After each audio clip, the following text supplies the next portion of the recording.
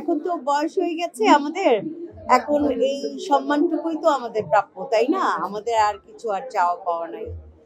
সবার প্রতি ভালোবাসা থাকবে, সবাই সবাইকে ভালোবাসবে, সম্মান করবে, এটাই তো আমরা, তাই না?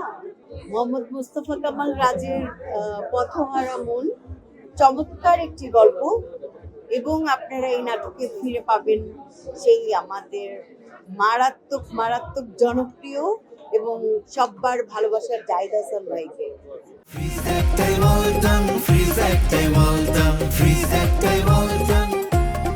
ফিরে পাবেন। আমি খুব সুন্দর একটি চরিত্রে আছি। তারপর সিনেমলার আরেকটি কাজ মায়ার সংসার, আরেকটি কাজ কর্মফল। তারপর মাত্র করলাম রুবেল হাসানের ছুঁয়ে দিলাম তোমায়। ভোরবেলা বাসায় এসেছি, সারা রাত জেগে শুটিং করেছি। ভয় পাচ্ছিলাম যে যেতে পারবো কি পারবো না আর কি। আর থাইল্যান্ডে চলে যাচ্ছি 30 তারিখে।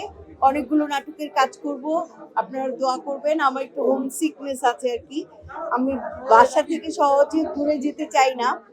এটা আমাদের গল্পের সাথে কোনোই মিল নেই, আমার চরিত্রেরও কোনো মিল পাবেন না ইনশাল্লাহ।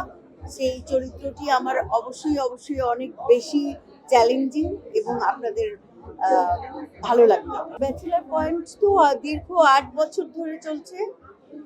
দর্শক তো নিঃসন্দেহে এটি জনপ্রিয় এবং সর্বাধিক ভিউজ একটি সিরিজ ব্যাচেলার পয়েন্ট। দীর্ঘ 8 বছর ধরে একমাত্র সিরিজ যেটা চলছে ব্যাচেলার পয়েন্ট।